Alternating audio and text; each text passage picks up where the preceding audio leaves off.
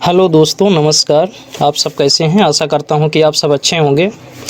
चलिए आज आपको बताता हूं आईआईबीएफ एग्ज़ाम के कुछ प्रश्न उत्तर का ये 5वां वीडियो है। तो आज आप लोगों से एक अपील है, अगर ये वीडियो पसंद आए तो हमारे चैनल को सब्सक्राइब ज़रूर करें और वीडियो को लाइक ज़रूर करें। तो चलिए वीडियो को शुरू करते हैं। अटल पेंशन योजना एपीवाई के तहत ग्राहक द्वारा योगदान की न्यूनतम अवधि है 20 वर्ष। निम्नलिखित में से कौन भारत का अपना घरेलू कार्ड नेटवर्क है? रुपए कार्ड। उधारकर्ता मुद्रा कार्ड के साथ परेशानी मुक्त और लचीले तरीके से क्रेडिट का लाभ उठा सकते हैं, जो कि एक स्वीकृत सीमा के साथ डेबिट कार्ड। पीएमएमवाई ऋण के तहत मुद्रा की भूमिका क्या है? एक रिफाइनेंस एजेंसी के रूप में कार्य करता है और सभी बैंकों के एनबीएफसी एमएफआई को ग्राहक की आवश्यकता के अनुसार पीएमएमवाई ऋण की विभिन्न श्रेणियों के तहत ग्राहक को आगे उधार देने के लिए कार्य करता है।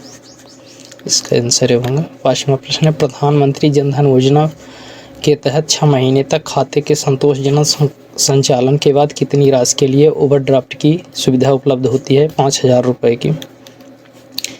पीएमएमवाई लोन किस बैंक से लिया जा सकता है? ग्राहक के बैंक के साथ बैंकिंग संबंध, ग्राहक का बैंक के साथ पूर्व बैंकिंग संबंध, चालू बचत खाता, कोई भी हो। ए और बी यहाँ पर दोनों हो जाएगा।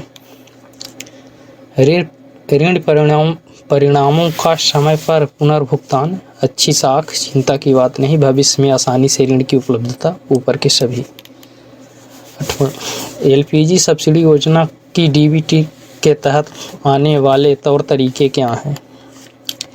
यदि ग्राहक के पास आधार नंबर है तो आधार नंबर अपने बैंक खाते और एलपीजी वितरक से जुड़ा होना चाहिए। यदि इसका उपयोग सभी हो जाएगा। यहाँ पर तीनों ही सही लिखा हुआ है।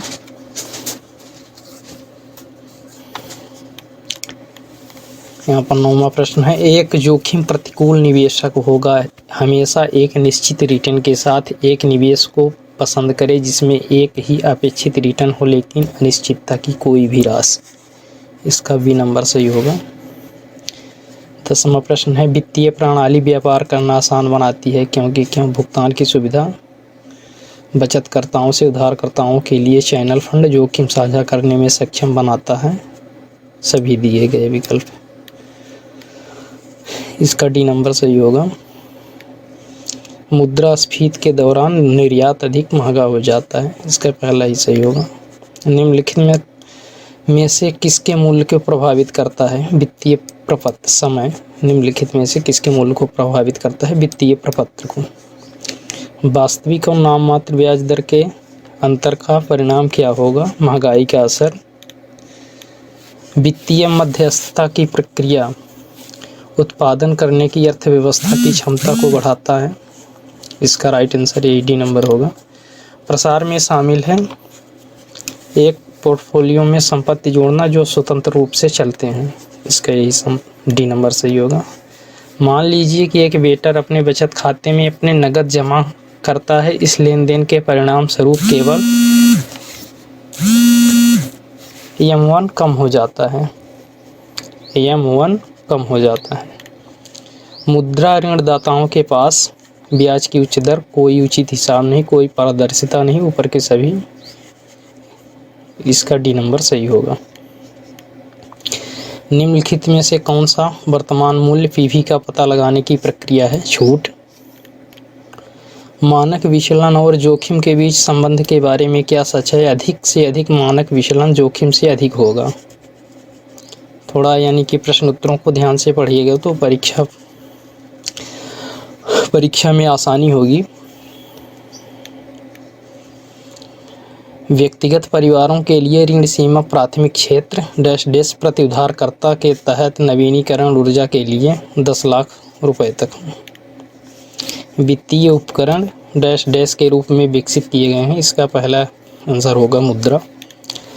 एक व्यक्ति ने लैपटॉप 30,000 रुपये में खरीदा, साधारण ब्याज दर पर 12% पर बैंक से ऋण प्राप्त करके साप्ताहिक भुगतान के रूप में 2 साल में देय ब्याज की कुल राशि रुपये और साप्ताहिक किस्त।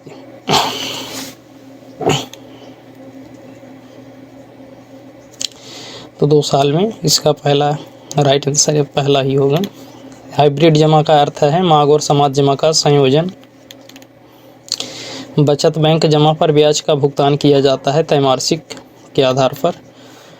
DRT डैश रुपए की वसूली के मामलों पर विचार कर सकती है 20 लाख या उससे अधिक।